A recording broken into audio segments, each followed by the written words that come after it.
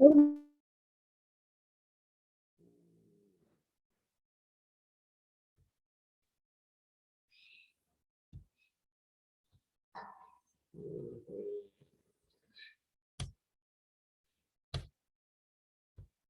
Screen share कर रहा हूँ आपके साथ।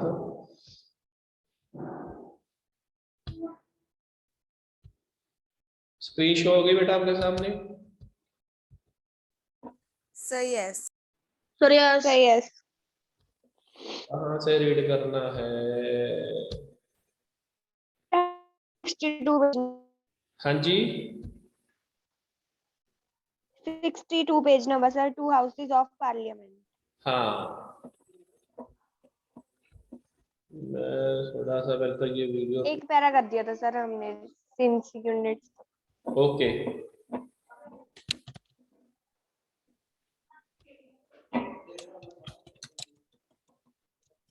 यस, शुरू करना in our country.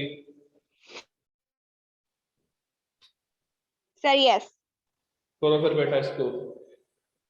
Okay, sir. In our country, Parliament consists of 2 houses. The 2 houses are known as the Council of States, Rajya Sabha, and the House of the People, Lok Sabha.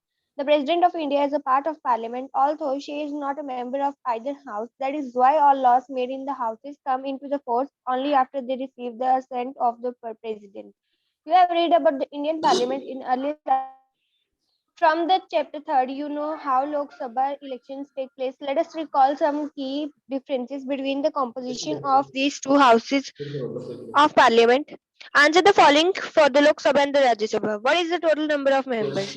Who elect the members? What is the length of the term in years? Can the house be dissolved, or is it parliament? Which of 2 houses is more powerful? It might appear that the Rajya Sabha is more powerful. For the upper chamber and the Lok Sabha the lower chamber. But this does not mean that Rajya Sabha is more powerful than the Lok Sabha. This is just an old style of speaking and not the language used in our constitution. Our constitution does give the Rajya Sabha some special powers over the states, but on most matters, the Lok Sabha exercises supreme power. Let us see how. Any ordinary law needs to be passed by both the houses. There is a difference between the 2 houses. The final decision is taken in a joint session in which members of both the houses sit together. Because of the larger number of members, the view of the Lok Sabha is likely to prevail in such a meeting. Lok Sabha exercise more powers in many money matters. Once the Lok Sabha passes the budget of the government, or any Rajya Sabha cannot reject it. The Rajya Sabha can only delay it by 1 day, 14 days, or suggest it. The Lok Sabha may or may not accept these changes. Most importantly, okay okay okay, मैं ना इसको complete करता हूँ। ये 2 आपने point read किए हैं इसके। हमने पहले भी कहा था भी किसी भी देश में अगर कहीं पर डेमोक्रेसी है तो वहां पर एक पार्लियामेंट होती है, जिसको नेशनल असेंबली भी बोलते हैं, फेडरल पर एक और नाम लेते हैं उसको। अपर हाउस होता है, लोअर हाउस होता है। वैसे ही इंडिया के अंदर पार्लियामेंट जिसको संसद बोलते हैं, इसके भी 2 हाउस हैं, upper house and lower house. Upper house में आता है राज्यसभा और लोअर हाउस में आता है आपका लोकसभा। इन आवर कंट्री, हमारे देश, parliament consist of 2 houses. 2 house है हमारे। The 2 houses are known as the council of state. Council of state उसमें होते हैं जिसको हम राज्यसभा बोलते हैं, and the house of the people, लोगों की सभा, जिसको हम लोकसभा बोलते हैं। The president of India is a part of the parliament. जो देश का राष्ट्रपति होता है, लोकसभा का, सॉरी, इसका पार्लियामेंट का पार्ट है। although she is not a member of either houses, वो, लेकिन एक बात है, वो इन दोनों में से किसी का भी मेंबर नहीं होता, ना तो लोकसभा का ना ही Rajya Sabha. That is why all laws made in the houses come into force only after they receive the assent of the president। इसी वजह से जब भी कानून बनाए जाते हैं, जब कानून बनते हैं, जब तक राष्ट्रपति के सिग्नेचर नहीं होते, उसकी सहमति के बिना कोई भी जो बिल है वो कानून नहीं बनता। You have read about the Indian Parliament in earlier classes। आपने पहले भी पढ़ा होगा पार्लियामेंट के बारे में, फ्रॉम चैप्टर 3 चैप्टर में you know how Lok Sabha election take place, Lok Sabha election कैसे होते हैं, थोड़ा सा इसके बारे में देखते हैं। उसका की difference between the composition of the two houses of parliament, क्या फर्क है उन दोनों के बीच में। Answer the following for the Lok Sabha and the Rajya Sabha, उसके बाद ही क्वेश्चन पढ़ेंगे लोकसभा क्या और राज्यसभा क्या है। What is the total member of, what is the total number of members, who elects the members, what is the length of the term in years, can the house be dissolved or is permanent। इसमें question है कि लोकसभा के कितने वैसे संसद 545 होते हैं आपके लोकसभा के, और राज्यसभा के होते हैं 250 मेंबर। जो लोकसभा के मेंबर उसको हम चुनते हैं, लोग वोट डालते हैं लोकसभा के मेंबर को, जिसके अंदर हम बोलते हैं कि हमने जो एमपी है उसको हम वोट डालते हैं तभी वो लोकसभा में जाता है। जो लोकसभा है उसका जो टर्म ओवर है ना, टाइम पीरियड, वो 5 साल का है, राज्यसभा का 6 साल का है। जो लोकसभा है 5 साल के बाद बंद हो जाती है, वहाँ फिर इलेक्शन होते हैं, प्रधानमंत्री के इलेक्शन होते हैं ना फिर वहाँ 5 साल बाद ही। लेकिन जो राज्यसभा है उसको आप डिसोल्व नहीं कर सकते, ये है इसके अंदर। और ये आगे which of the two houses is more powerful, दोनों में से कौन सा हाउस पावरफुल है। दोनों की बेटा अपनी एक वैल्यू है, अपने अपनी जगह पर दोनों ही पावरफुल है। It might appear that the Rajya Sabha is more powerful for the sometimes, कई बार आपने देखा होगा जो राज्यसभा है उसकी शक्तियां ज्यादा होती हैं लोकसभा के मुकाबले। It is called the upper chamber, इसको हम अपर चैम्बर बोलते हैं। And Lok Sabha is the lower chamber, Lok Sabha lower chamber में आता है। But this does not mean that Rajya Sabha is more powerful than Lok Sabha, लेकिन इसका मतलब ये नहीं है कि राज्यसभा लोकसभा से ज्यादा पावरफुल है। This is just an old style, ये सिर्फ एक ओल्ड स्टाइल ही है of speaking and not the language used in our constitution. ये सिर्फ बात ही की गई है, कॉन्स्टिट्यूशन की लैंग्वेज में है। Now constitution does give the Rajya Sabha some special powers over the states। हमारे कॉन्स्टिट्यूशन के अंदर कुछ राज्यसभा में कुछ स्पेशल पावर दी गई है स्टेट्स को, but on the most matters, लेकिन जो बहुत सारे मैटर होते हैं ना, the Lok Sabha exercise supreme power, जो लोकसभा है वो सुप्रीम पावर है। लेट अस सी हाउ, देखते हैं कैसे है। देखो number, any ordinary laws needs to be passed by the both houses। जो सिंपल बिल होते हैं वो दोनों हाउसेस में पास होना जरूरी है। But if there is a difference between the two houses, अगर दोनों हाउसेस में फर्क है ना किसी बात को लेकर तो सलाह नहीं बनती। The final decision is taken in joint session in which members of both the houses sit together। तो फिर पता है क्या होता है, फिर ये होता है कि दोनों हाउसेस के मेंबर इकट्ठे बैठते हैं, एक जॉइंट सेशन होता है जहां पर इकट्ठे होकर डिसीजन लेते हैं।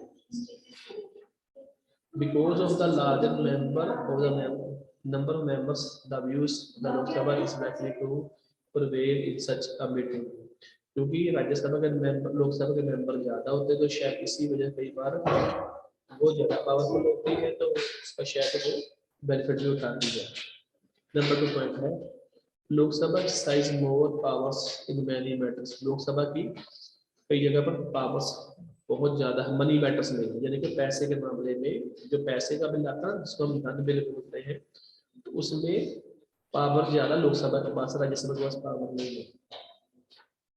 Once the Lok Sabha pass the budget of the government or any other money related law, अगर एक बार राज्यसभा लोकसभा कोई बजट पास कर दे सरकार का या फिर कोई ऐसा मनी रिलेटेड लॉ कानून बना दे तो राज्यसभा क्या करती है, Rajya Sabha can not reject it, उसको रिजेक्ट नहीं कर सकती Rajya Sabha. Rajya Sabha can only delay it by 14 days और सजेस्ट चेंज इन इट। जो राज्यसभा है वो उसके अंदर क्या कर सकती है बेटा, 14 दिन तक उसको लटका सकती है, यानी कि डिले कर सकती है, लेट कर सकती है, लेकिन उसको रिजेक्ट नहीं कर सकती, या फिर उसके अंदर वो सजेशन दे सकती है, अपने सलाह दे सकती है, लेकिन उसको रिजेक्ट नहीं कर सकती। ये राज्यसभा के हक में नहीं आता मनी बिल। उसके बाद है द लोकसभा में और may not accept the changes.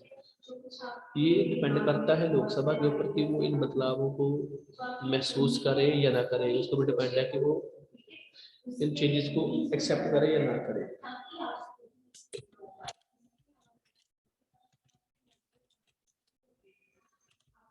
Number 3 हर्ष, पढ़ना बेटा इसको। Yes, sir. हाँ जी, ये नंबर 3 से शुरू करो बेटा।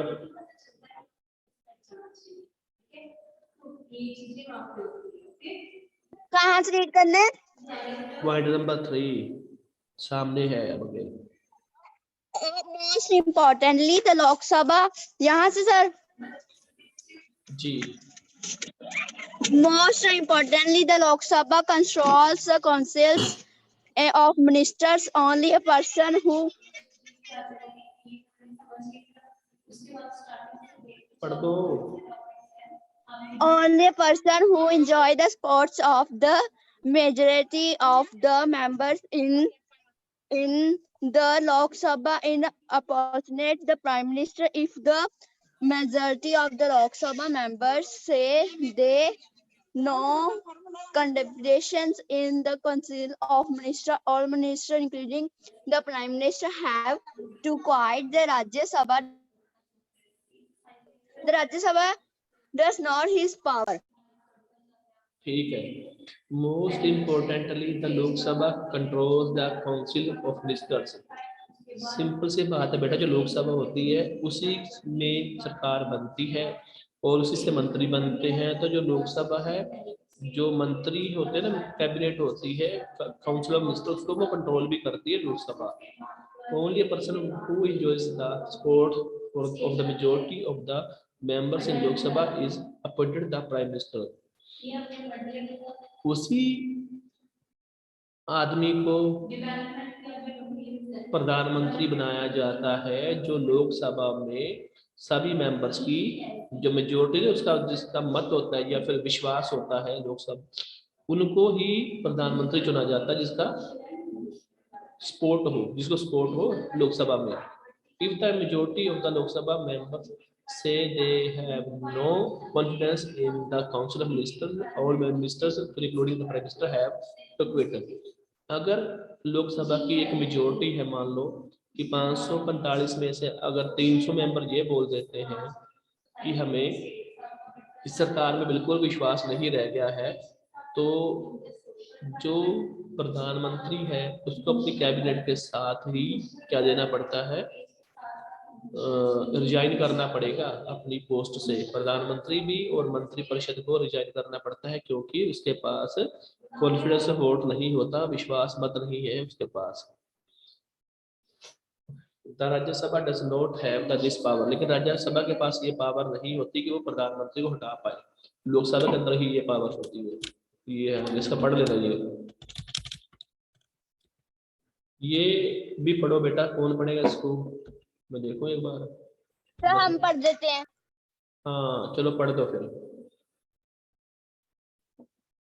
Sir, do you remember the story of Office Mandorium with which we started this chapter? We found out that the person who signed the documents that did not take this decision. He was only accusing the critical decision taken by someone else. We noted role of Prime Minister that decision, but we also know that he would not have taken these decisions if he did not hear support from the local that excusing the wishes of the parliament. The different level of any government, we find functionaries who take day-to-day decisions, but do not execute power on the behalf of the people. All those functionaries are collective nouns as the executive. They are called executive because they are in charge on administrative of the politics of the government. Thus, when we talk about the government, we usually means the executive. Executive in office. You might ask, why does the political executive have more power than the not political executive? Why is the minister more powerful than the civil servant? The civil servant is usually more ये बेटा बस दो ही पहले read is कर देंगे more आपको। powerful. तो क्या? बेटा बस आपको ये दोनों रीड करने हैं, फर्स्ट पैरा और second Okay. Para. Is more educated and has servant is usually more educated and has more expert knowledge of the subject. The advisory working in the finance ministry known more about economics than the finance ministry. Sometimes the ministers may know very little about the technical matters that come under their ministry. This could easily happen in the ministry like defense, industry, health, science and technology, mines, etc. Why should the minister have the final say on these matters? The reason is very simple. In a democracy, the will of the people is supreme. The minister is an elected representative of the people and thus empowered रुक जा बेटा, रुक जा। empowered चल read कर दे पूरा। Okay, sir. Empowered to exercise the will of the people on their behalf. She is finally answerable to the people of decisions that is minister takes to all the final decision. The minister decide the overall framework and objective in which decision on political should be made. The minister is not expected to be an expert in the matter of her ministry. The minister takes the advice of expert on technical matters, but very often experts hold different opinion or place before her more than one option, depending on what the overall objecting in the minister decide. Okay Actually, this okay happens. Okay okay stop. Political executive क्या होते हैं? वो बोलता है, do you remember the story of the office memorandum with which we started this chapter? क्या आपको याद है स्टार्टिंग वाला जहां से हमने वो मेमोरेंडम के बारे में पढ़ा था? ऑफिस मेमोरेंडम के बारे में we found out that the person who signed the document did not take this decision. कि जिस पर्सन ने, जिस सेक्रेटरी ने उसके ऊपर सिग्नेचर किए थे, वो अकेला आदमी नहीं था जिसने उस पर डिसीजन लिया था।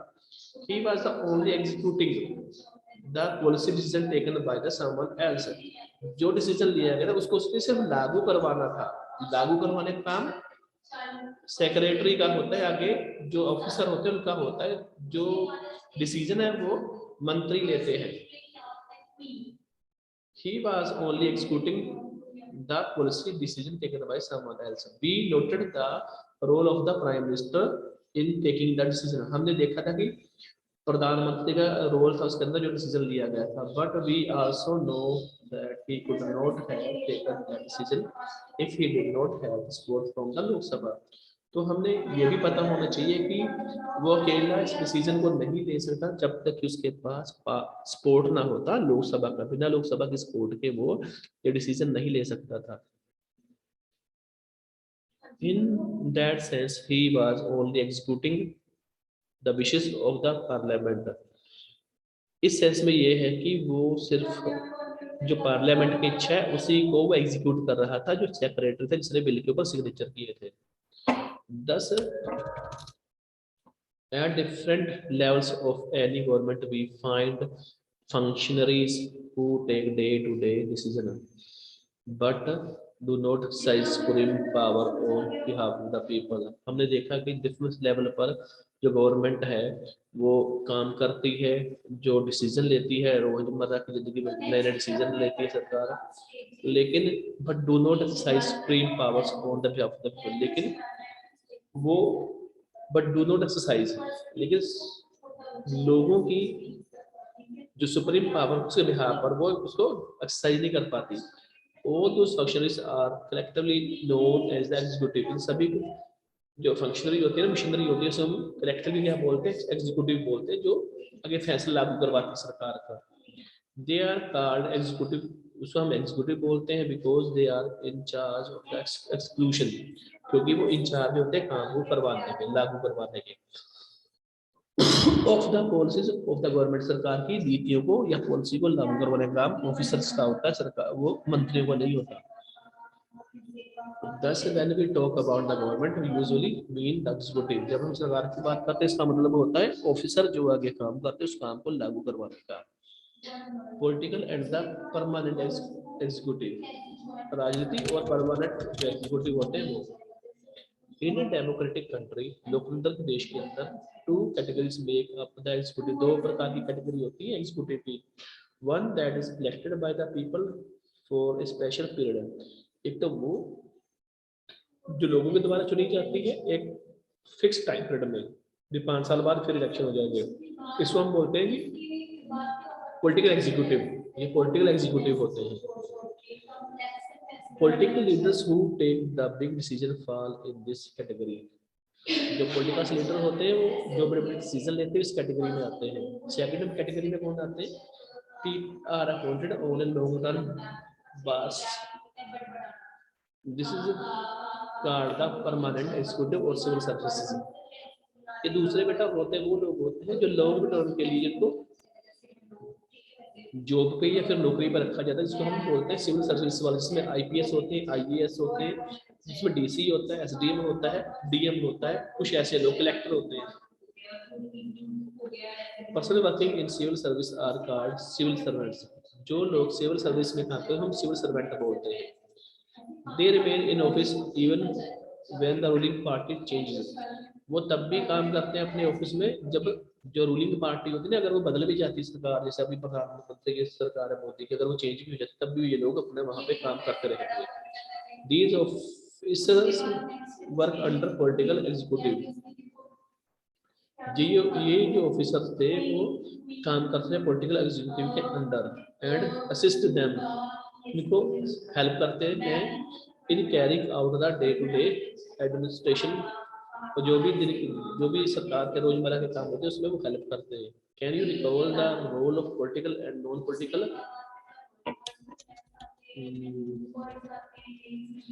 इन the case of office memorandum, क्या आपको वो याद है ये जो रोल है लोग पॉलिटिकल और नॉन पॉलिटिकल का, जो मेमोरेंडम जो एग्जीक्यूटिव होते हैं जो प्रोसीड ऑफिस मेमोरेंडम केस में आपको नजर आते हैं। अब है जी आगे, यू माइट आस्क, आप शायद पूछ सकते हो, why does the political executive have more power than the non political executive, कि जो पॉलिटिकल एग्जीक्यूटिव होते हैं उनके पास नॉन पॉलिटिकल से ज्यादा पावर होती है, क्यों होती है? Why is the minister more powerful than civil servants? क्यों जो सिविल सर्वेंट्स हैं उनसे ज्यादा जो पावर मिनिस्टर के पास होती है? The civil servant is usually more educated and has more expert knowledge of the subject. जो सिविल सर्वेंट होते हैं उनको ज्यादा पढ़े लिखे लोग होते हैं, उनके पास ज्यादा नॉलेज होती है और वो एक्सपर्ट होते हैं अपने सब्जेक्ट में। The advisors working in the finance minister know more about economics than the finance ministers। जो फाइनेंस मिनिस्ट्री होती है नो मोर अबाउट इकोनॉमिक्स, क्योंकि वो ज्यादा जानती है फाइनेंस मिनिस्टर से। फाइनेंस मिनिस्टर को इतना नहीं पता चलता कि फाइनेंस मिनिस्ट्री को पता होता है, क्योंकि फाइनेंस मिनिस्टर एक पर्सन है, फाइनेंस मिनिस्ट्री के अंदर बहुत सारे लोग होते हैं जो बड़े बड़े अफसर होते हैं, वो काम करते हैं, उनको पता है कौन सी पॉलिसी सरकार के लिए बेस्ट है लोगों के लिए। आगे है sometimes the minister may know very little about the technical matters that come under their ministry। कई बार तो ये होता है कि मिनिस्टर होते हैं उनको टेक्निकल मैटर के बारे में बहुत कम नॉलेज होती है। This could easily happen in the ministries like defense, industry, health, science and technology, mines, etc. ये वो डिपार्टमेंट जिसके अंदर आते हैं, कौन कौन से आते हैं, मिनिस्टर को कम नॉलेज होती है, वो होते हैं डिफेंस का, इंडस्ट्री का, हेल्थ का, साइंस का, टेक्नोलॉजी का और माइंस का। Why should the minister have the final से ऑन दिस मैटर्स? क्यों कम नॉलेज होने के बाद भी जो मिनिस्टर है उसकी जो रजामंदी क्यों जरूरी है इसके लिए? The reason is very simple. Simple reason है जी, in a democracy the will of the people is supreme. लोगों की जो इच्छा है वो सुप्रीम होती है, टॉप पे होती है। The minister is an elected representative of the people. जो मिनिस्टर होता है लोगों का चुना हुआ नुमाइंदा होता है, एंड दस एम्पावर्ड टू एक्सरसाइज। वो जब तक लोगों की इच्छा होगी तब तक वो सरकार में रहेगा, मंत्री बनता रहेगा। The will of the people on their behalf. लोगों की इच्छाओं के पूर्ति के लिए वो वहां पर मंत्री है। She is the finally answerable to the people for all the consequences of her decision। अगर मंत्री जो भी डिसीजन लेगा उसके लिए वो आंसरेबल होगा, लोगों के प्रति उसका उत्तरदायी बनता है। जो भी नतीजा उसका निकलेगा, जो उसने डिसीजन लिया तो उसके लिए लोगों को जवाबदेही है। That's why the ministers takes all the decision. इसीलिए जो मिनिस्टर होते सारे फैसले वही लेते हैं। The minister decides the overall framework and objectives in which it decides decision on policy should be made। जो मिनिस्टर होते हैं वो डिसाइड करते हैं, पूरे जो फ्रेमवर्क है उसको देखते हैं, ओवरऑल जो उसके मेन बिंदु होते हैं जिसके ऊपर डिसीजन लिया जाता है वो वहाँ पे बनाने चाहिए या बनाते हैं। The minister is not and is not expected to do it। ये जरूरी नहीं है कि जो मंत्री है उसे अपने पूरी नॉलेज जो अपने डिपार्टमेंट की, ऐसा नहीं होता। The minister takes the advice. जो मंत्री है वो सलाह लेता है एक्सपर्ट की टेक्निकल मैटर्स के ऊपर, but very often experts hold different opinion और प्लेसेस।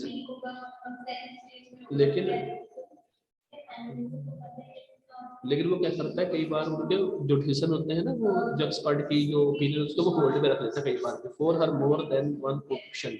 कि अगर ये नहीं चला तो फिर दूसरा ऑप्शन है वो उसको होल्ड में रख लेगा।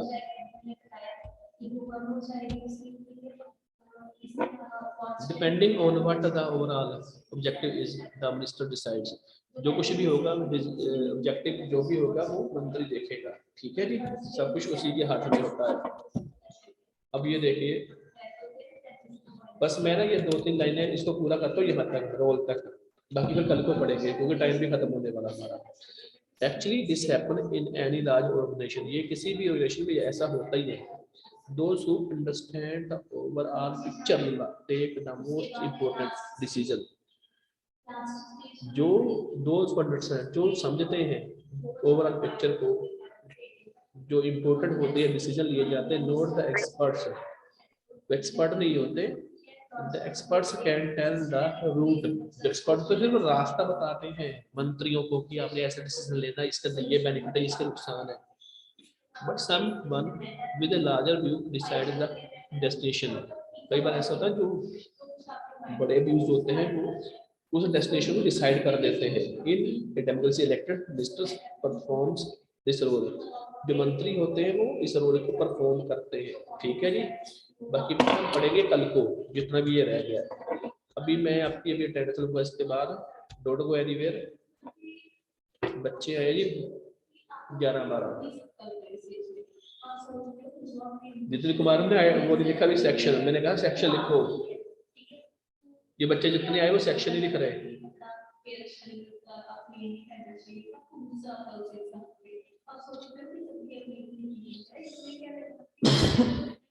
जितने बच्चे हैं वो अपना सेक्शन जरूर लिखो।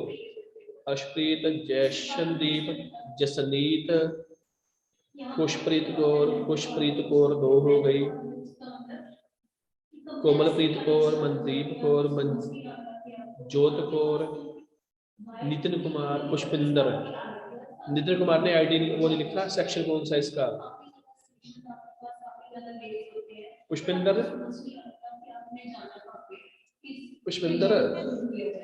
बेटा मुझे यही पूछना है, इसके जो क्वेश्चन है वेरी शॉर्ट क्वेश्चन आंसर वो मैम ने करवाए हैं आपको?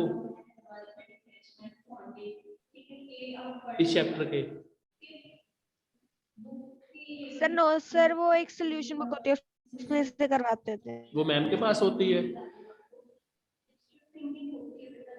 हाँ यस सर। मैं देखता हूँ बेटा, अगर मेरे पास हुई ना तो मैं आपको very short question answer send करता हूँ, ठीक है ना? हाँ जी, ठीक है। सर हमारे पास है तो किसके पास है? सर, आपके पास? हमारे पास है खुशप्रीत के। सर, हमारे पास भी है। यस कितने क्वेश्चन है देखना खोल के उसको, मुझे ये बताओ कि कितने क्वेश्चन है। सर, मैम तो बीच बीच में से जो इम्पोर्टेंट होते हैं, इम्पोर्टेंट क्वेश्चन होते हैं, वो ही टिक लगा देते हैं। बेटा कोई बात नहीं, मेरे पास बुक है तो मैं आपको आज ही भेज रहा हूँ क्वेश्चन आंसर, ठीक है? मैं आपको अभी भेज रहा हूँ आज ही, ठीक है? Okay sir. Okay bye. Okay sir मेरी अटेंडेंस लगा दी। वो लगाऊंगा अभी, रुक जा, बड़ी बड़ी लगा दूंगा दोनों की, ठीक है? ये नितिन का अभी तक डफर है, मैंने इसको ये बोला भी अपना सेक्शन लिख के साथ। Okay sir. चलो ठीक है, बाय बाय।